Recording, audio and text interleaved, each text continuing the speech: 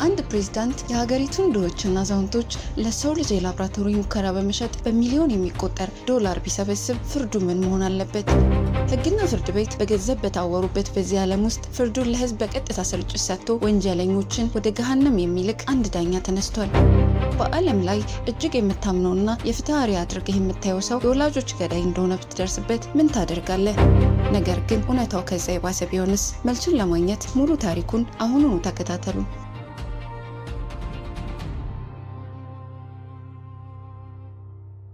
የባለስልጣን ልጅ ምን ያህል ጨካኝ ሊሆን ይችላል? በመንገድ ዳር ባለ ሱቅ ሰዎች የምሽት መክሰስ ሲበሉ ሲያይ ፊቱ በድንገት ተለወጠ።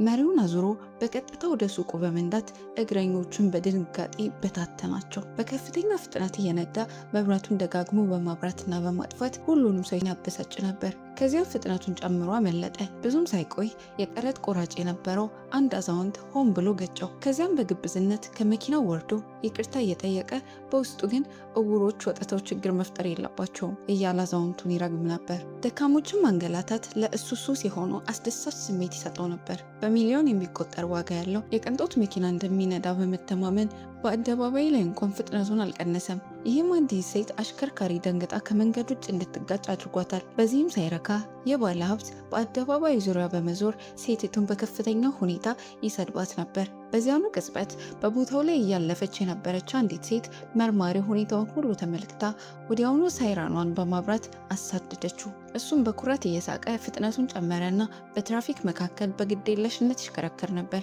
የፖሊስ መኪናው የኋላ መብራቱን እንኳን ማየት አልቻለም። ሊያመልጣቸው ጥቂት ሲቀረው ግን አንድ ዘመናዊ መኪና በድንገት በመንገዱ ላይ ታየ። በኃይለኛው ሞተሩና በከፍተኛ ፍጥነቱ በአይን ጥቅሻ ውስጥ ደረሰበት። ነገር ግን ቀድሞት ከመሄድ ይልቅ መኪናው ከኋላው በመቆየት መብራቱን ደጋግሞ በማብራትና በማጥፋት ያበሳጨው ነበር። በዚህ የተናደደው ባለሀብት ፍጥነቱን ይበልጥ ጨመረ። ሆኖም ግን አሁንም መኪናውን ሊያመልጠው አልቻለም። ፍጥነታቸው ከባቡር ይልቅ ፈጣን ነበር። ለመጀመሪያ ጊዜ ከእሱ የባሰ እብድ ሰው አጋጠመው። እብድ ነው እያለ ደጋግሞ ይናገረው ነበር። ያ ሰው ቀደም ሲል ዶክተር የነበረና በኋላም ግን ሙያውን በመቀየር ዳኛ የሆነው ኮንግ ዮሃን ነበር። ኮንግ ዮሃን በቂ መዛኛ ካገኘ በኋላ ባለሀብቱን በአንድ መንገደኛ መንገድ ላይ እንዲቆም አስገድደው የመኪናው የኋላ ሻንጣ ከፍቶ ከባድ የብረት መዶሻ አወጣ። ከዚያ ምንም ሳይናገር በቅንጦት መኪናው ላይ መዶሻውን አሳረፈበት። የመኪናው ፊት ሙሉ በሙሉ እስኪወድም ድረስ በመዶሻው መምታቱን ቀጠለ። ባለሀብቱ በጣም ደንግጦ ስለነበር መናገር እንኳን አልቻለም። ኮንግ ዮሃን ወደ ሹፌሩ ወንበር በመሄድ መኪናውን የሚፈልግ መስሎ በመቅረብ ከፊት መደርደሪያ ውስጥ አንድ ከረጢት ነጭ ዱቄት አወጣ። ባለሀብቱ በድንጋጤ ከረጢቱን ይዞ የእሱ እንዳልሆነ ተከራከረ። ኮንግ ዮሃን ግን አሁን የጣት አሻራው ስላረፈበት የእሱ መሆኑን በረጋ መንፈስ መለሰለት። አልፎ ተርፎም የህዝብ ትራንስፖርት ካርድ በድንገት ሰጠውና በህይወቱ ውስጥ ይህን ያህል እብሪተኛ እንዳይሆን መከረው። ከዚህ በኋላ ኮንግ ዮሃን መኪናውን ነርቶ ሄደ። የተዋረደው ባለሀብቱ በከፍተኛ ቁጣ ውስጥ ቀረ። በማግስቱ ጠዋት በኩባንያው ውስጥ አዲስ የተሰራ ኬክ የእሱን ጣዕም ስላልገጠመው በከፍተኛ ቁጣ ፈነዳ። ኃላፊነቱን የወሰደው ሰው የተበላሸውን ኬክ እንዲበላው አዘዘው። ያ ሰው የስኳር ህመም እንዳለበትና ጣፋጭ መብላት እንደማይችል ቢማጸንም እሱ ግን ምንም አይነት ርኅራኄ ሳያሳይ ሁሉንም ቁራጭ እንዲጨርስ ወይም እቃውን ጠቅልሎ እንዲወጣ ጠየቀው። ያ አንጋፋ ሰራተኛ በቁጣ ኬኩን ከመዋጥ ውጪ ሌላ ምርጫ አልነበረውም። ሌሎች ሰዎች ግን ለመናገር በመፍራት ዝምታ መረጡ። በዚያኑ ምሽት ለመጠጣትና ስሜቱን ለመግለጽ ወደ አንድ ዘመናዊ ክለብ ሄደ። አንድ አስተናጋጅ በመጠጡ ላይ በረዶ መጨመር ሲረሳ ባዶ በሆነ ሃይላንድ የአስተናጋጁን ራስ ደጋግሞ መታው። በዝምታ ከመታገስ ውጪ ምንም ማድረግ አልቻለም። ሰልችቶት ሲወጣ ወዲያውኑ በፓርኪንግ መውጫ ላይ ሌላ መኪና መንገዱን ዘጋው። በኩራት ከመኪናው ወርዶ የሌላውን መኪና መስኮት ኃይል አንኳኳው። ነገር ግን ባለቤቱ ኮንግ ዮሃን መሆኑን ተገነዘበ። ወዲያውኑ በመደንገጥ ጥቂት ከባድ ቃላትን ተናግሮ በፍጥነት ወደ መኪናው ተመልሶ በሌላ መውጫ ፈረጠጠ።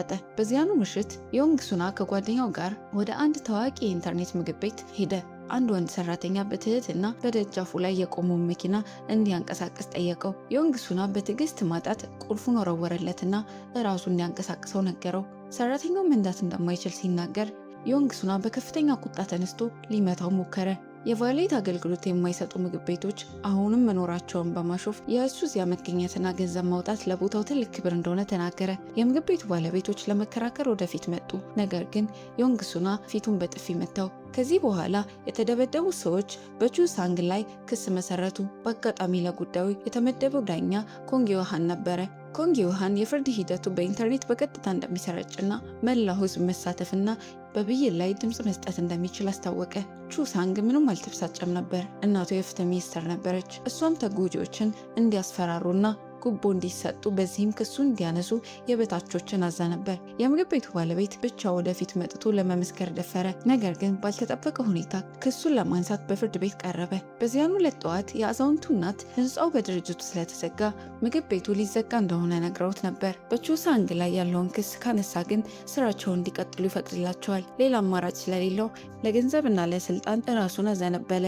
ቹ ሳንግ የሐሰት ይቅርታ አሳይቶ ከዚያም በእኔ ላይ ምን ልታደርግ ትችላለህ የሚል አስነዋሪ እይታ ለኮንግ ዮሃን ሰጠው። ነገር ግን ኮንግ ዮሃን ይህንን አስቀድሞ ገምቷል። ተራ የጥቃት ጉዳዮችን በስምምነት ከቅጣት ሊያመልጡ እንደሚችሉ፣ ነገር ግን ተደጋጋሚ የጥቃት ድርጊቶች እንደ ልማዳዊ በደል ሊመደቡ እንደማይችሉ በረጋ መንፈስ አስረዳ። ከዚያም የቀጥታ ስርጭት ካሜራዎቹ በቹ ሳንግ ፊት ላይ እያተኮሩ በማዘዝ አስነዋሪ እውነታውን ለመላው ህዝብ አጋለጠ። ኮንግ ዮሃን በቹ ሳንግ የተጎዳ ማንኛውም ሰው በኢንተርኔት በኩል መጥቶ እንዲመሰክር ጋበዘ። አንዱ ተጎጂ ከሌላው በኋላ መቅረብ ጀመሩ። ልክ እንደተሰበረ ግድብ ክሶቹ ሊቆጣጠሩ በማይችል ሁኔታ ጎረፉ። ቹ ሳንግ ሙሉ በሙሉ ደነገጠ። ኮንግ ዮሃን ከዚያ በኋላ በቹ ሳንግ ላይ ፍርድ በመበየን አለመበየኑን በሚመለከት ዓለም አቀፍ ድምፅ ከፈተ። ውጤቱ ግልጽ ነበር። ወደ 90% የሚጠጋው ህዝብ ለቅጣት ድምፅ ሰጠ። ቁጥሩም እየጨመረ ሄደ። በብርድና አስፈሪ ፈገግታ ኮንግ ዮሃን ሌላ ድምፅ አስጀመረ። የአካል ቅጣት መፈጸም አለበት። ይህንን ሲሰማ ቹ ሳንግ ወዲያውኑ ደነገጠ። በመላ አገሪቱ ያሉ ሰዎች በስልኮቻቸው ላይ የማጽደቂያ ቁልፉን በከፍተኛ ሁኔታ ይጫኑ ነበር። ቹ ሳንግ ራሱን መቆጣጠር አቅቶት በሰዎች መካከል አልፎ ወደ ፍርድ ቤቱ መሃል በመሮጥ በኮንግ ዮሃን ፊት ተንበረከከ። ምህረት ለማግኘት ይማጸን ነበር። ከፍርዱ በፊት ሚኒስትሯ በሚስጥር ከኮንግ ዮሃን ጋር ለመገናኘት ሞክራ ነበር።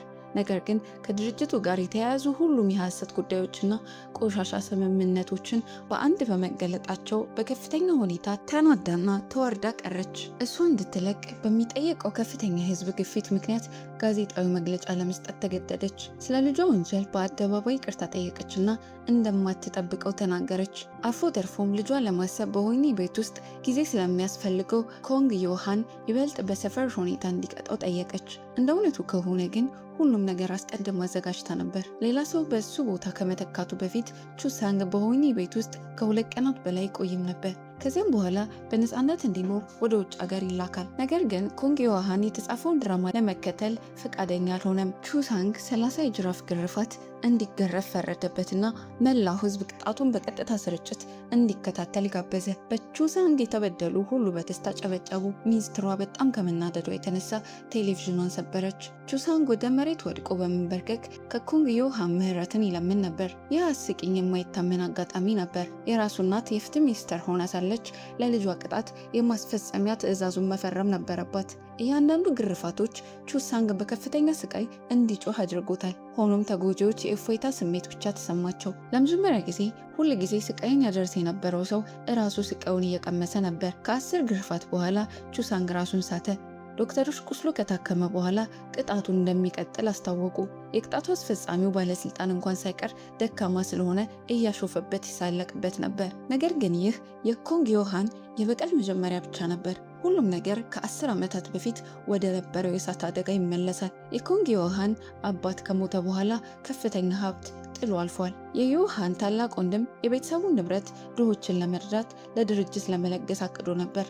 ለማክበርም ድርጅቱ በአንድ ቤተክርስቲያን ውስጥ ታላቅ የምርቃት ስነስርዓት አዘጋጅቶ ነበር። ባልተጠበቀ ሁኔታ ከፍተኛ የእሳት አደጋ ተከሰተ። ሁሉም ሰው ለማምለጥ በከፍተኛ ሁኔታ ሲታገል ድንጋጤ ተፈጠረ። ኮንግ ዮሃን ሲደርስ ሚኒስትሯ የእህቷን ልጅ ከወንበር በታች አጣብቃ ስትይዛት ተመለከተ። እሷን ከማዳን ይልቅ የሴት ልጅቱን ከፍተኛ ጩኸት ችላ በማለት በወንበሩ ላይ ረግጣ ፈረጠጠች። ኮንግ ዮሃን ወደፊት ለመሮጥ ቢሞክርም በድርጅቱ አባላት ተገፍቶ መንገዳቸውን እንዳይዘጋ ተነገረው። ወንድሙና ምራቱ ከሴት ልጃቸው ጋር ለማምለጥ ሲሞክሩ የወደቀ ምሰሶ ጨፈለቃቸው። ኮንግ ዮሃን ለማንሳት በከፍተኛ ሁኔታ ቢሞክርም ምንም ሊያንቀሳቅሰው አልቻለም። ሌላ አማራጭ ስለሌለው የእህቱን ልጅ ከወንድሙ እቅፍ ውስጥ አወጣት። ወንድሙ ሙሉ በሙሉ ተይዞ ስለነበር ከዚያ በላይ መያዝ አልቻለም። ኮንግ ዮሃን የእህቱን ልጅ ይዞ ወጣ። ነገር ግን ኮርኒሱ በድንጋጤ ወድቆ ራሱን ሳተ። ሲነቃ የህይወት አዳኝ ሰራተኞች ህይወትን ከማዳን ይልቅ የወንድሙን የቅንጦት ሰዓት ሲሰርቁ ተመለከተ። ኮንግ ዮሃን ወደ ህሊናው መመለሱን ካየ በኋላ እንኳን ሳይራሩ ከቦታው ፈረጠጡ።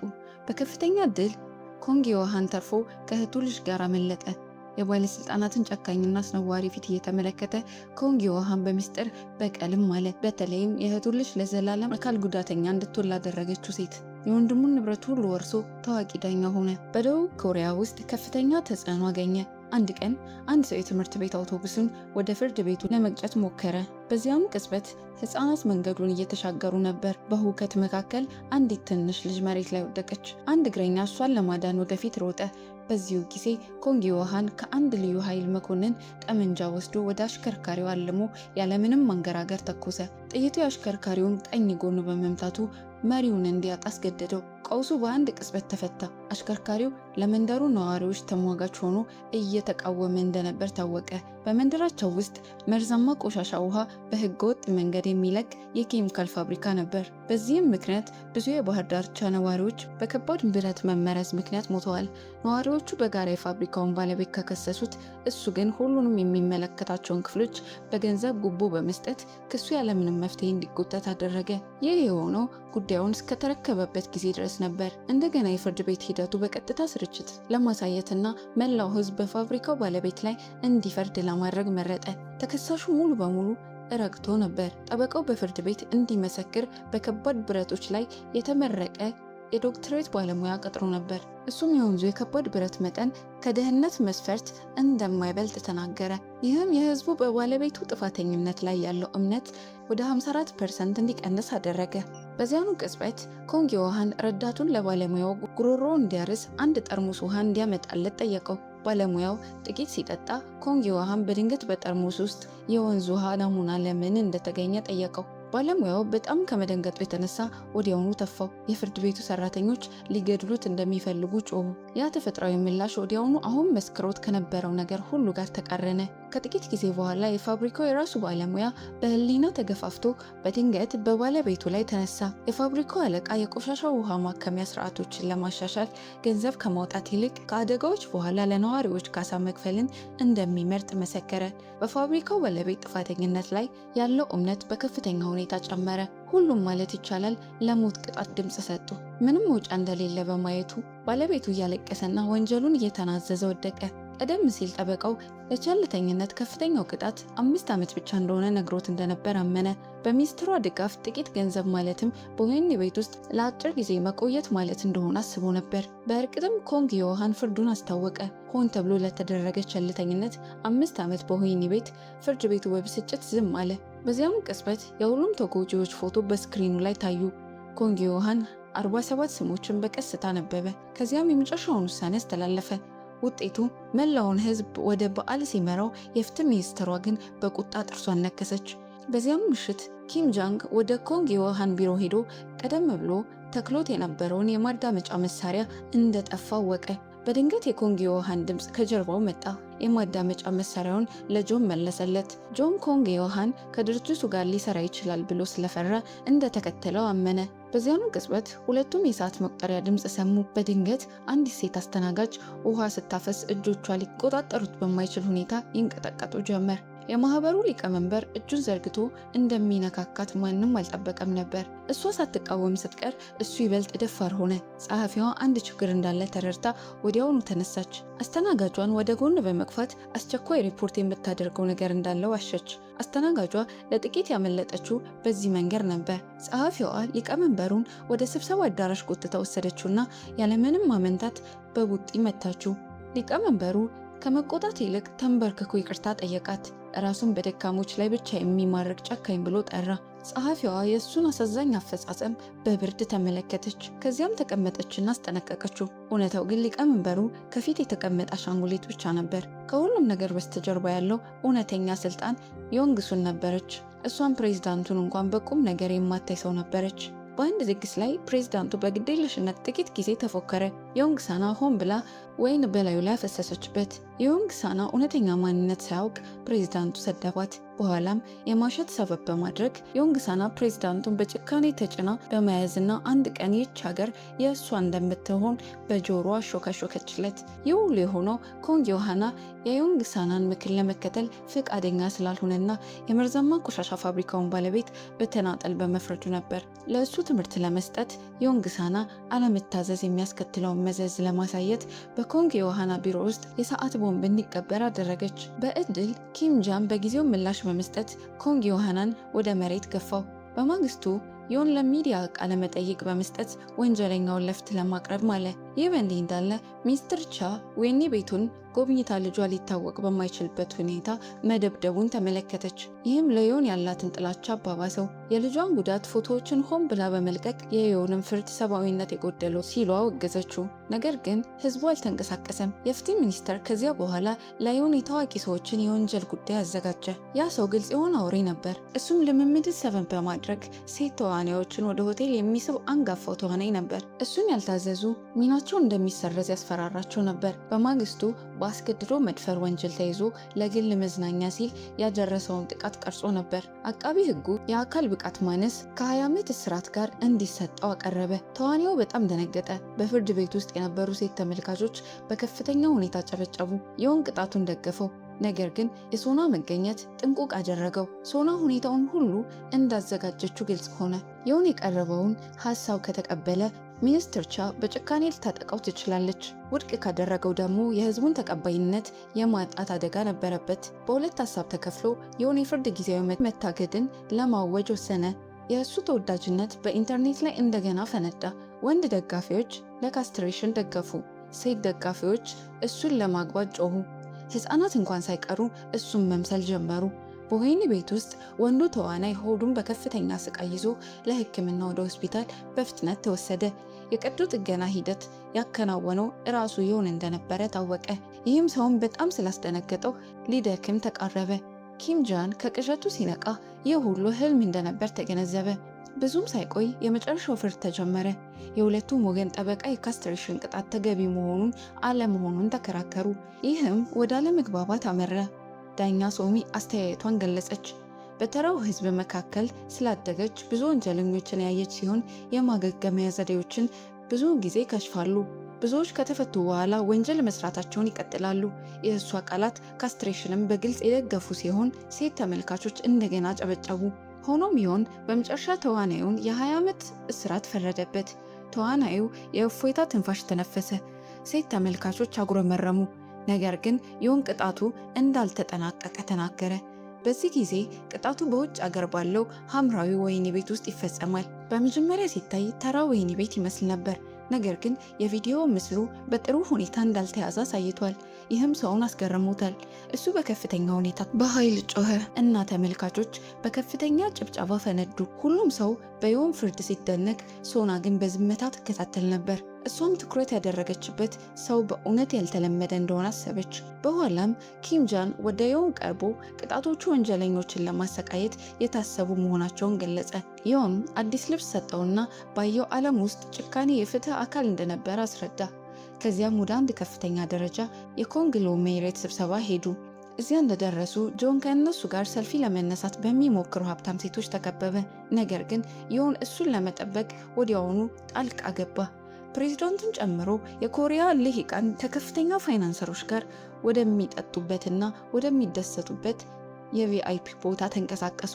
በላዩ ላይ ሁሉም ሰው ሰብአዊነት ያለው ይመስል ነበር።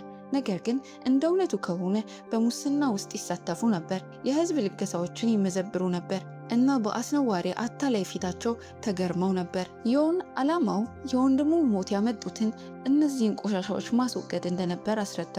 ዘግይቶ በነበረው ምሽት ዮን ከኮንግሎሜሬት ግብዣ ደረሰው። ይህም ወደ መርከብ ግቢ ጠራው። በድንገት አንድ መኪና ወደሱ መጣ። ምላሽ ከመስጠቱ በፊት አንድ ሰው በዱላ መትቶት ራሱን እንዲስት አደረገው። ሲነቃ በአንድ ወንበር ላይ ታስሮ ነበር። ከጀርባው አንድ ሴት በቀስታ ታየች። እንደ እውነቱ ከሆነ ዳኛ ኮንግ ቀደም ብሎ ራሱን የሳተው ሳና ስላዘጋጀችው ነበር። ዓላማው ለዳኛ ኮንግ ሰላምታ ለመስጠት ብቻ ነበር። ሳና ሕፃን ሳለች በእውነቱ በዳኛ ካንግ ቤት ውስጥ አገልጋይ ነበረች። እሷም ቆንጆና ብልህ የነበረች ቢሆንም የመስረቅ አስነዋሪ ልማድ ነበረባት። የቤት ጠባቂው ዕቃዎች ከቤት እየጠፉ መሆናቸውን ሲያውቅ ዳኛ ኮንግ ከሰሰው። ዳኛ ኮንግ ሁሉንም ነገር እንደሰማ አላወቀም ነበር። ይህንን ችግር ፈጣሪ ለማስወገድ በማሰብ ወደ ጽዳት ሰራተኛዋ ሳና መጣ። የሰረቀችውን የአንገት ሐብል አውጥቶ ከዘለለች እንደሚለቃት ነገራት። ሳና ጨካኝና ዝምተኛ የሆነችው በቀጥታ ከ3ኛው ፎቅ መስኮት ዘለለች። አሁን ሁለቱ እንደገና ይገናኛሉ እና ሱና አሁን ያለፈው ትንሽ አገልጋይ አይደለችም። ዳኛ ኮንግ በኮንግሎሜሬቱ ጉዳዮች ውስጥ ጣልቃ እንዳይገባ ተስፋ ታደርጋለች። ነገር ግን ዳኛ ኮንግ የእሷ በቀል ገና መጀመሩን ተናገረ። ዳኛ ኮንግ ይህንን ያህል እምቢተኛ መሆኑን በማየት ሳና መርፌ ወስዳ ዳኛ ኮንግን ወጋችው። በቀስታ እንዲተኛ አደረገችው። ከዚያም የበታቾቿ እንዲወስዱ ታደረገች። ነገር ግን የበታቿ ዳኛ ኮንግን ለምን አልገደለውም? ሶና ጠላቶቻቸውን ለማጥፋት ተኩላ እንደሚያስፈልጋት ተናገረች። በማግስቱ ዳኛ ኮንግ ኪም ጂያንን ወደ አንድ ወህኒ ቤት ወሰደው። ኪም ጂያን እዚያ ለምን እንደነበሩ አልገባቸውም ነበር። ነገር ግን የወጣው ሰው አስደነገጠው። ወላጆቹን የገደለው ሰው አልነበረም። ዳኛ ኮንግ እውነተኛው ወንጀለኛ ቀድሞውኑ እንደተጋለጠና እንደ ሳና አባባል ዋና አቀናባሪው ሚኒስትር ቻ እንደነበረች ተናገረ። ስለዚህ በግል ጸሐፊዋ ለመጀመር አቀደ። በሰጠችው ፍንጭ መሰረት ወንጀለኛውን በአንድ ገጠር መንደር አገኙት። ወላጆቹን እንዲያጣ ያደረገው ሰው በገጠር ደስተኛ የቤተሰብ ሕይወት ይመራ ነበር። በአጠገቡ ተደብቆ የነበረው ኪም ጂያን ደነገጠ። በወህኒ ቤት ውስጥ ለምን እንዳልተጸጸተ ለመጠየቅ በፍጥነት ገባ። የተጋለጠው አጎት ወዲያውኑ በወህኒ ቤት ውስጥ ተንበረከከ። የተሰረቀው ገንዘብ ሁሉ በሚኒስትር ቻ እንደተወሰደና አሁን እያንዳንዱ የህይወት ቀን ስቃይ እንደሆነ ተናገረ። ኪም ጃን እፎይታ እንዲያገኝ እንዲረዳው ተስፋ በማድረግ ኪም ጂያን ይህንን ለማድረግ ፈቃደኛ ሆነና በአንገቱ ያዘው። ሁከቱን በመስማት አዛውንቷ ሴት እሱን ለማስቆም ሮጠች። ነገር ግን የተናደደው ኪም ጂያንን መሳብ አልቻለችም። በመጨረሻም እሱን ያስቆመው የልጅቷ ከፍተኛ ልመና ነበር። አሁንም ሊያደርገው አልቻለም። በዚያም ቅጽበት ዳኛ ኮንግ ገባ። አጎቱንና ኪም ጂያንን ወደ ውጭ ወረወራቸው። ነገር ግን እናቱንና ልጅቱን በክፍሉ ውስጥ ዘጋባቸው። ከዚያም በአጠገባቸው ያለውን ታርፓሊን በማንሳት የፈንጂ ወጥመድ ጉድጓድ አሳየ። ከፊት ባለው ክምር ላይ አንድ ባልዲ ቤንዚል አፈሰሰ። ከዚያም ሌላ ባልዲ በእንጨት ቤቱ ላይ አፈሰሰ። ዳኛ ኮንግ ማቀጣጠያ ወጣና በአንድ ውርወራ የእንጨት ቤቱን አቃጠለው። እሳቱ በፍጥነት በህንፃው ላይ ተስፋፋ። ዳኛ ኮንግ ላይተሩን እንደገና ወደፊት ክምር ወረወረው። ኪም ጁን ወንጀለኛውን ከጣለ በኋላ እናቱንና ልጅቱን ለማዳን ፈለገ። ነገር ግን ዳኛ ኮንግ ከለከለው። አጎቱ የሚስቱና የልጁን ደህንነት ችላ በማለት እሳቱን ለማጥፋት ወደፊት ክምር ሮጠ። ዳኛ ኮንግ የእሱን መጸጸት ሁሉ ለእይታ ብቻ እንደነበር፣ በልቡ ውስጥ ከገንዘብ በላይ አስፈላጊ ሰው እንደሌለ ተናገረ። በዚህም ጊዜ የፊት ክምር አነሳና ሁሉንም ባዶ ወረቀት አገኘው። እየሳቀ ይህ የኔ ገንዘብ አይደለም አለ። ኪም ጂያን ተረድቶ ሊያድናቸው ሞከረ፣ ነገር ግን በጣም ዘግይቶ ነበር። ዳኛ ኮንግ ቀደም ብሎ የበታቾቹ እንዲያድኗቸው አዘጋጅቶ ነበር። አጎቱ ደነገጠ። ለባለቤቱ ይቅርታ እንዲያደርግለት እየለመነ ሁልጊዜ ምንም እንደሌለው ይናገር እንደነበር፣ ባለቤቱን ከእሱ ጋር አስቸጋሪ ሕይወት እንድትኖር ያታልላት እንደነበር፣ በመጨረሻ ግን ለገንዘብ ሲል ሕይወታቸውን ችላ እንዳለው ታወቀ። ባለቤቱ በጥፊ መታችው። በከፍተኛ ብስጭት ከልጇ ጋር ጥላው ወጣች። ዳኛ ኮንግ ቢላዋ አውጥቶ ኪም ጂያንን እንዲያደርገው ጠየቀው። ነገር ግን ኪም ጂያን ሚኒስትር ቻን ለመቋቋም በእሱ ልንጠቀምበት አይገባም አለ። በማግስቱ ጠዋት በአንድ የከተማው ሰፈር በአንድ ቤተሰብ ቤት ውስጥ በደጃፉ ላይ የተሰረቀው ገንዘብ ሁሉ የተሞላ ሳጥን ነበረ። ይህ በእንዲህ እንዳለ ሶና ሚኒስትር ቻን አግኝታ ዳኛ ኮንግን ለመጣል መረጃ መጣችላት። ልጅቷ ቆሻሻውን ሰው ሪፖርት ለማድረግ መጀመሪያ የመጣች ስትሆን የሐሰት ምስክርነት ለመስጠት ከዳኛ ኮንግ ገንዘብ እንደተቀበለች ተናገረች። ሚኒስትር ቻ ወዲያውኑ ጋዜጣዊ መግለጫ ሰጠች። የዳኛ ኮንግን የፍርድ ሂደት በፍርድ ቤቱ በቀጥታ ስርጭት ለማሳየት አቀደች። ልጅቷ እንድትመሰክር በተጠራች ጊዜ ግን ባልተጠበቀ ሁኔታ ልጅቷ በድንገት ከዳችው። ሚኒስትር ቻ እንደተፈራረደችባትና ለዳኛ ኮንግ የሐሰት ክስ ካልሰጠች እናቷ እንደምትሞት ተናገረች። ሚኒስትር ቻ ደነገጠች። ሁሉም በአንድ ላይ መሆናቸውን ተገነዘበች። በዚህ ጊዜ ዳኛ ኮንግ ሌላ ገዳይ መሳሪያ ወረወረ። በወህኒ ቤት ውስጥ ቅጣቱን እየፈጸመ መሆን የነበረበትን ሰው አሁን እዚህ ቆሞ ነበረ። ዳኛ ኮንግ እዚህ ምን እየተካሄደ ነው ሲል ጠየቀ። የሚኒስትር ቻ ፊት ነጣ። ምን እየተካሄደ እንዳለ አላወቀችም። የሰውየው ምስክርነት የእሷን አስነዋሪ ድርጊቶች ሙሉ በሙሉ አጋለጠ። በከፍተኛ ቁጣ ከቦታው ከመሸሽ ውጪ ሌላ አማራጭ አልነበራትም። ይህ በደቡብ ኮሪያ በኳራንቲ ውስጥ ባለ ቦታ ላይ የነበረ ሲሆን ፕሬዝዳንቱ ከሙሰኛ ባለሀብቶች ጋር በመሆን ገዳይ ወረርሽኝ እንዳለ በሐሰት የተናገሩበት ነበር። በሰፈሩ ላይ በኃይል ወረራ በማድረግ ነዋሪዎቹን ለሰው ልጅ ሙከራ ወደ ምርምር ተቋም ወሰዱ። ኪም ጎን ይህንን መረጃ ለዳኛ ኮንግ አስተላለፈ። እሱም ወዲያውኑ የቴሌቪዥን ጣቢያ ለመቆጣጠር ቡድኑን አሰማራ። አስፈላጊው መሳሪያና ሰራተኞች ከኳራንቲን ቀጠናው ውስጥ ገቡ። ከአንድ ጣሪያ ላይ ዳኛ ኮንግ ከታች ያሉትን ሁከት ፈጣሪዎችን እያሳየ በዚሁ ጊዜ ቀጥታ ስርጭት ጀመረ። በመላ አገሪቱ የሚከታተለውን ሕዝብ በሰፈሩ ውስጥ እየታየ ባለው እውነታ ደነገጠ። ፕሬዝዳንቱ በቀጥታ ስርጭት ተቆጥቶ የቴሌቪዥን ጣቢያው ባለቤት ስርጭቱን እንዲያቋርጥ አዘዘ። ከዚያም የሰለጠኑ አስገዳጆችን በዳኛ ኮንግ ላይ አሰማራ። ጥቁር የለበሱ ሰዎች በዞኑ ውስጥ ታዩ። ስርጭቱን ለማስተጓጉል በዳኛ ኮንግ ላይ ድንጋይ ወረወሩ። ነገር ግን ምንም ተጽዕኖ አልነበረውም። ዳኛ ኮንግ የፕሬዝዳንቱን ወንጀሎች ማጋለጡን ቀጠለ። ህዝቡ ስራቸውን አቁመው ይመለከቱ ነበር። ይህም የፕሬዝዳንቱን ታማኝነት ወንበዴ ባምቡን አስቆጣው። ፀሐይ ስትጠልቅም ጥቃቱ አልቆመም። አንድ ድንጋይ ዳኛ ኮንግን መታው። ይህም በአንድ አዛውንት አርያቸው መጎዳቱን አይተው ባምቡን ለመጋፈጥ ወደፊት እንዲሮጡ አደረጋቸው። በአንድ ምት ወዲያውኑ ወደቀ። ባምቡ በኩራት የብረት ዘንጉን አነሳና አዛውንቱን በአደባባይ መጥቶ ገደላቸው። ዳኛ ኮንግ ይህንን መታገስ አቅቶት ጮኸ። ይህም ባምቡ እንዲቆም እና ዳኛ ኮንግን ወደ ታች እንዲጋብዝ አደረገው። ይህ በእንዲህ እንዳለ ፕሬዝዳንቱ የቴሌቪዥን ጣቢያው ስርጭቱ እንዳልተቋረጠ በማየቱ መላ ከተማዋን ጨለማ የሚያደርግ ትዕዛዝ ሰጠ። መላ ከተማዋ በጨለማ ውስጥ ወደቀች። ሰዎች ከእንግዲህ በቴሌቪዥን ማየት አልቻሉም። ነገር ግን ስማርት ስልኮች አሁንም ያገለግሉ ነበር። ዳኛ ኮንግ የስልኩን የእጅ ባትሪ አብርቶ ወደ ላይ ከፍ አደረገው። ከታች ያለው ህዝብ እሱን በመምሰል መንገዶችን አበሩ። ዜጎቹ ተጠናክረውና ተባብረው አስገዳጆቹን መቃወም ጀመሩ። አባረሯቸው። ፕሬዝዳንቱ ይህንን በማየቱ በቁጣ ሊፈነዳ ተቃረበ። ከቀጥታ ስርጭቱ በኋላ ዳኛ ኮንግ ሊወጣ ሲል ጥቁር የለበሱ ታጣቂ ታዩ። አንዲት ሴት በልቧ ላይ ተኮሰባት። ኪም ጎን ወደ እሷ በፍጥነት ሄደ። እያለቀሰ አቀፋት። ለእሷ ለመበቀል በመወሰን ወደ ዳኛ ኮንግ ቀረበ። ይህ በእንዲህ እንዳለ ጋዜጠኛ ጆ ታይ በሰፈር ውስጥ ያሉትን ወንበዴዎች በአደባባይ ለመክሰስ የቀጥታ ስርጭት ችሎት አስታወቀ። ፕሬዝዳንቱ በባምቡ መጋለጥን በመፍራት ደነገጠ። በሌላ ቦታ ቀደም ሲል እብሪተኛ የነበረው ወንጀለኛ በራስ የመተማመን ስሜቱን ሙሉ በሙሉ አጣ። እናቱ ለደህንነቱ ወደ ውጭ ሀገር እንድትልከው ተማጸነ። ሚኒስትር ቻ ተጠምዳና ተጨንቃ ልጇን በጥፊ መታቸው። ምንም ትዕግስት አላሳየችውም። በማግስቱ አዲስ መጥፎ ዜና መጣ።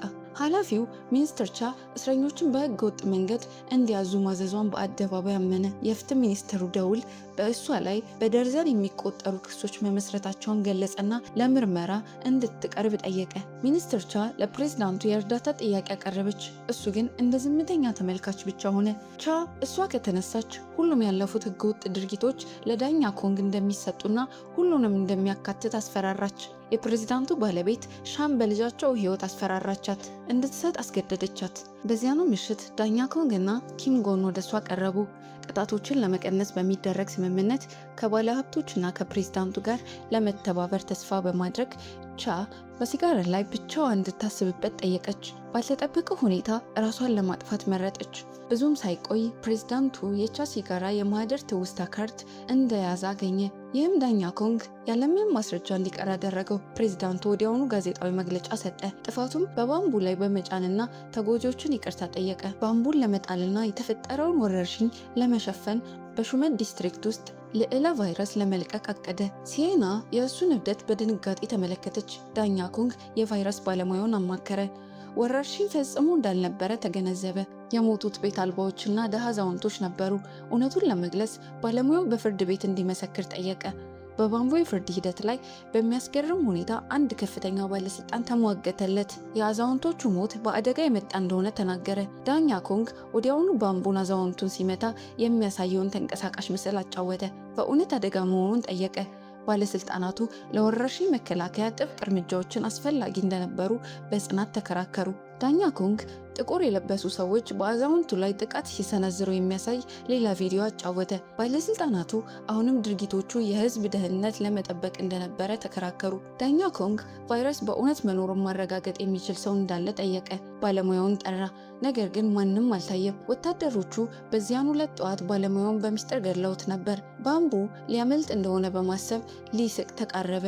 ነገር ግን ዳኛ ኮንግ ባምቡ ለፕሬዝዳንቱ እየሰራ እንደነበር የሚያሳይ ሌላ ቪዲዮ ለቀቀ። ይህ በቀጥታ ገጠመው። በትዕዛዝ ነበር የሚሰራው። ባምቡ በእርግጥ ፕሬዝዳንቱን ለማካተት አልደፈረም እና ጥፋቱን ሁሉ በራሱ ላይ ወሰደ። ይህ በትክክል ዳኛ ኮንግ ያሰበው ነበር። ከዚያም ገዳይ በህይወቱ መክፈል እንዳለበት የሚያሳይ የፕሬዝዳንቱን የተቀረጸ የቀጥታ ስርጭት ለቀቀ። በባምቡ ላይ ድንጋጤ ሰፈነ።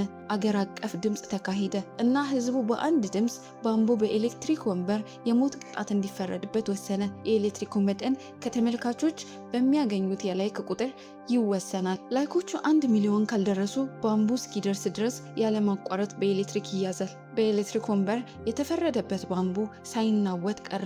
አልፎ ተርፎም የማይሞት እንደሆነ እየቀለደ ነበር። ዳኛ ኮንግ ህዝቡ ድምፅ መስጠት እንደሚችል አስታወቀ። መጀመሪያ ላይ ብዙዎች፣ ጥቂቶች ብቻ በሚስጥር ሲያጸድቁ አመነቱ።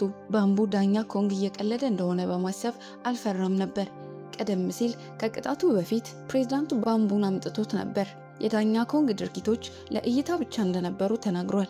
ዓላማው ባምቡ የፕሬዝዳንቱን ተሳትፎ እንዲገልጽ ማስገደድ ነበር። ከተባበረም የመንግስት ስራ እንደሚሰጠው ቃል ገባለት። ባምቡ በጣም ከመነካቱ የተነሳ አለቀሰ። በአደባባይ ግን እብሪተኛና የበላይ ሆኖ ቀረ። ቁጥራቸው ከጊዜ ወደ ጊዜ እየጨመረ የመጣ ሰዎች የማጽደቂያ ድምፅ ሲሰጡ የኤሌክትሪክ መጠኑ ጨመረ። ባምቡ በወንበሩ ላይ በከፍተኛ ሁኔታ ሲወዛወዝ ፕሬዝዳንቱ የቀጥታ ስርጭቱን በጭንቀት ይመለከት ነበር። ላይኮቹ ወደ 1 ሚሊዮን ሲቃረቡ ኤሌክትሪኩ በድንገት ቆመ። በዚያኑ ቅጽበት ኪም ጎን በትልቁ ስክሪን ላይ ታየ። ዳኛ ኮንግ ምስክሮችን እንደ ጉቦ እንደሰጠና የሐሰት ማስረጃ እንዳዘጋጀ አጋለጠ። ዳኛ ኮንግ በጣም በሚያምነው ሰው ተከዳ። የባምቡ ቅጣት እንዲቆም ተገደደ። ይህም ከሞት ለጥቂት እንዲያመልጥ አደረገው። ፕሬዝዳንቱ ይህንን በማየቱ በኩራት ሳቀ። እብሪቱ ጨመረ። በኮንግሎሜትሮችና በኳራንቲን ዞኖች ላይ ያለውን ቁጥጥር አጥብቆ ሁሉንም የማይጠቅሙ ዜጎችን ለማጥፋትና በእሱ ዙሪያ የተመሰረተ መንግስት ለመገንባት አቀደ። ሶና የእሱ እብደት ከዚህ በላይ መታገስ አልቻለምና ፊቱን በጥፊ መታችው። በመደንገጥ ፕሬዝዳንቱ ጠባቂዎቹን ጠራ። ጠባቂዎቹ ግን ጠመንጃቸውን በእሱ ላይ እንዳነሱ አገኘ። ባለሀብቶቹ በከፍተኛ ሁኔታ ሳቁ። የሀገሪቱን የታጠቁ ኃይሎች ለረዥም ጊዜ ተቆጣጥረውበት ነበር። ፕሬዝዳንቱ ከአሻንጉሊት ውጪ ምንም እንዳልነበረ ተገነዘበ። ይህ በእንዲህ እንዳለ የኪም ጎን ክህደት ምክንያት ነበረው። መካሪው የሴት ጓደኛውን ዕቃዎች አሳይቶት ነበር። እሷን የገደለው ወንጀለኛ እንደተገኘ ገለጸ።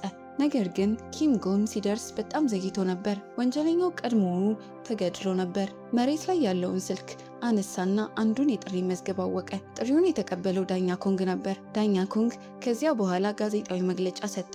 ሕጉ እንደጣሰ በአደባባይ አምኖ ከዳኝነቱ ተነሳ። ከሚጠበቀው በተቃራኒ ሕዝቡ አልሰደበውም። ይልቁንም ለሕዝብ የተሰዋ ጻድቅ ዳኛ በማጣታቸው አዘኑ። ኪም ጎን ወደ ዳኛ ኮንግ ቤት ሂዶ ሊወጋው ሞከረ። ዳኛ ኮንግ ቢላዋን በባዶ እጁ ይዞ ይህንን ለምን እንደምታደርግ አላውቅም፣ ነገር ግን በእርግጠኝነት ተታለሃል አለው። ኪም ጎን ዳኛ ኮንግን ከሴት ጓደኛው ሞት ጋር የሚያገናኝ ማስረጃ እንዳለው ገለጸ። በድንገት የኪም ጎን መካሪ ጨምሮ ከፍተኛ የፖሊስ ቡድን ገብተው ዳኛ ኮንግን በነፍስ ግድያ ወንጀል አሰሩት። ሲን ከስተጀርባ ሆና እቅዱን እንዳዘጋጀችው በመግለጽ ታየች።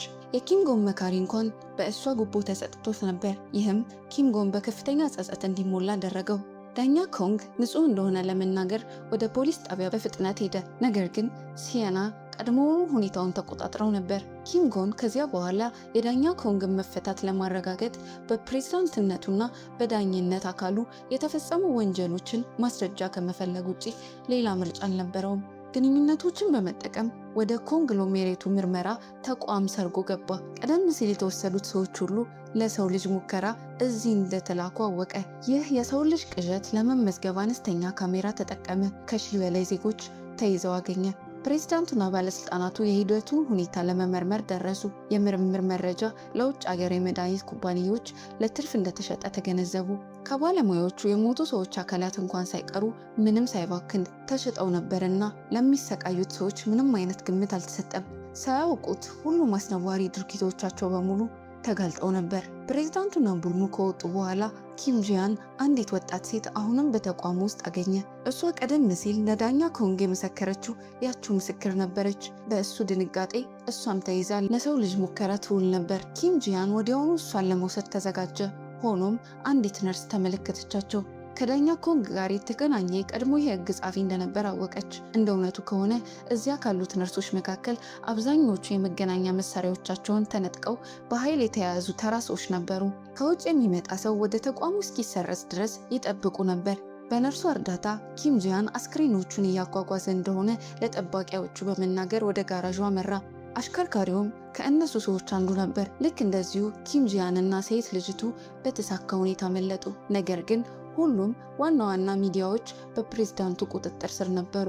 የቀረጹትን ማስረጃ መጫን ወይም ማጋለጥ የማይቻል አደረገው። ብዙም ሳይቆይ አስደንጋጭ ዜና ተሰማ። ዳኛ ኮንግ ዮሃን ትናንት በወህኒ ቤት ውስጥ ሞተ። በሚሊዮኖች የሚቆጠሩ ሰዎች የሚያደንቁት የፍትህ አርያ ነበረ። አሁን በወህኒ ቤት ውስጥ ከተያዘ በኋላ እሱ ራሱ በፈረደባቸው ወንጀለኞች እንደተገደለ ተነገረ። የወህኒ ቤቱ ኃላፊ እንኳን አዋረደው። ከቤት ውጭ በሚደረግ ጊዜ በባምቡ የሚኖሩ እስረኞች ሆን ብለው ዳኛ ኮንግን አበሳጩት። ነገር ግን ዳኛ ኮንግ ተራ ሰው አልነበረም። ብቻውን 10 ሰዎችን በቀላሉ ተከላክሏል። ጠባቂዎች ሲደርሱ ብቻ ነው ያቆመው። አሁን በመጨረሻ ተወጋ። ኪም ጁን የዳኛ ኮንግ ሞት ሲሰማ በከፍተኛ ጸጸት ተዋጠ። ዮንግ ሳና ዜናውን ስትሰማ ደነገጠች። ሳታውቀው የወይን ብርጭቋን እስከ ጫፍ ሞላችሁ። ስሜቷ ሁከት ውስጥ ነበረ። ይህ በእንዲህ እንዳለ ኮንግሎሜሬቶችን በዳኛ ኮንግ ሞት በከፍተኛ ሁኔታ ተደሰቱ። አልፎ ተርፎም ከንግድ አጋሮቻቸው ጋር በፍርድ ቤት በመሰብሰብ በሻምፓኝ አከበሩ። በዚያን ዕለት የኪም ጆን መካሪ አዲሱ የጠቅላይ ፍርድ ቤት ዳኛ ሆኖ ተሾመ። ኪም ጂያን በድንገት መካሪውን በቡጢ መተው በአንድ ወንበር ላይ አሰረው እና እውነቱን ለማውጣት አብሮ ለመሞት ተዘጋጀ። ሳያውቀው ኪም ጂያን ቀድሞውኑ አንድ ጓደኛው ማስረጃውን እንዲለቅ አዘጋጅቶ ነበር። የቦምቡ ሰዓት ሊፈነዳ ሲል ዳኛ ኮንግ ዮሃን በድንገት ታየ። ኪም ጂያንን ይዞ ቦምቡን አከሸፈው። ያኔ ብቻ ኪም ጃን ዳኛ ኮንግ እንዳልሞተ ተገነዘበ። ዳኛ ኮንግ የወህኒ ቤቱ ኃላፊ የውጭ አገር ባንክ አካውንት አግኝቶ በውስጡ የነበረውን 10 ሚሊዮን በሚስጥር እንዳስተላለፈው ታወቀ። ገንዘቡን እንደ ተጽዕኖ መሳሪያ በመጠቀም ኃላፊው እንዲተባበርና የሞቱን የሐሰት ዜና እንዲለቅ አስገድደው። ኮንግሎሜሬቶችን በስንፍና ሲያከብሩ የፍርድ ቤቱ ትልቅ ስክሪን በድንገት በራ። ዳኛ ኮንግ በስክሪኑ ላይ ታየ። መጀመሪያ ላይ ኮንግሎሜሬቶቹ አስቀድሞ የተቀረጸ ቪዲዮ እንደሆነ አሰቡ እና በደስታ ምልክት አሾፉበት። ነገር ግን ዳኛ ኮንግ በወቅቱ ምላሽ ሲሰጥ በጣም ደነገጡ። ዳኛ ኮንግ ወዲያውኑ የፍርድ ሂደቱን መጀመሩን የሚያበስር የቀጥታ ስርጭት ጀመረ። በመላ አገሪቱ ያሉ ዜጎች መልእክት ሲደርሳቸው በከተማይቱ ዙሪያ ያሉ የማስታወቂያ ሰሌዳዎች የኮንግሎሜሬቶችን ማንነት አሳዩ። ከምርምር ተቋሙ የተገኘው ቪዲዮ ስርጭት የሰው ልጅ ሙከራዎችን አጋለጠ እና ኮንግሎሜሬቶች ለትርፍ ሲሉ ዜጎችን እንዴት እንደገደሉ አሳየ። ከፕሬዝዳንቱ ጋር እጅና ጓንት በመሆን ኮንግሎሜሬቶችን ስርጭቱን ለማቆም ሞከሩ። ነገር ግን ምልክቱ ሙሉ በሙሉ መዘጋቱን አወቁ። ህዝቡ በከፍተኛ ቁጣ ፈነዳ። ዳኛ ኮንግ የህዝብ ድምፅ አስታወቀ። የጥፋተኝነት ድምፆቹ 10 ሚሊዮን ከደረሱ የገጠማቸውን ቦምቦች በማፈንዳት ወንጀለኞቹን ለኃጢአታቸው እንዲጸጸቱ ወደ ገሃነም እንደሚልካቸው ተናገረ። ድምፁ በከፍተኛ ሁኔታ ሲጨምር ዳኛ ኮንግ ማፈንጃውን ይዞ ወደ ፍርድ ቤቱ ገባ እና አንድ ሰው ብቻ በህይወት መውጣት እንደሚችል በረጋ መንፈስ ነገራቸው። ኮንግሎሜሬቶቹ ለመኖር በከፍተኛ ሁኔታ እርስ በርሳቸው ሲጠቁ ሁከት ተፈጠረ። ፕሬዝዳንቱ አገሪቱ ያለሱ ልትኖር እንደማትችልና እሱ ብቻ ኮሪያን ወደ ክብር ሊመራት እንደሚችል በመናገር የሁሉንም ሰው አእምሮ ለማጠም ሞከረ። የተኩሱ ድምፅ ተሰማ። ራስ ወዳዱ ፕሬዝዳንት ወደ መሬት ወደቀ። ዩንጋ ጠመንጃዋን በዳኛ ኮንግ ላይ ያነሳች። ነገር ግን በፊቷ የቆመው ሰው በእውነት የወደደችው ብቸኛው ሰው ነበር። ተኩሱን ለመተኮስ አልቻለችም። ኃጢአቷ ይቅር የማይባል መሆኑን ተገነዘበች። እናም በመጨረሻ የራሷን ሕይወት ለማጥፋት መረጠች። ኪም ጃን በፍጥነት ገባ። ከእሱ ጋር መሞት እንደማይገባው በመናገር ዳኛ ኮንግ እንዲያቆም በከፍተኛ ሁኔታ ተማጸነው። ዳኛ ኮንግ ገፋው። በዚያኑ ቅጽበት የላይክ ቁጥር 10 ሚሊዮን ደረሰ። ያለምንም ማንገራገር ዳኛ ኮንግ ቁልፉን ተጫነ። ፍርድ ቤቱ ፈነዳ እና ሰይጣኖቹ ለመጸጸት ወደ ገሃነም ተላኩ። ከዚያ በኋላ ኪም ጃን ወደ ዳኛ ኮንግ ቤት ሄደ እና የፍርድ ቤቱን ዝርዝር ንድፍ ከማምለጫ ዕቅድ ጋር አገናኘ። ያኔ ብቻ እውነቱን ተገነዘበ። ዳኛ ኮንግ ዮሃን ቀድሞውኑ የእህቱን ልጅ ይዞ አገሪቱን ጥሎ ወጥቶ ነበር።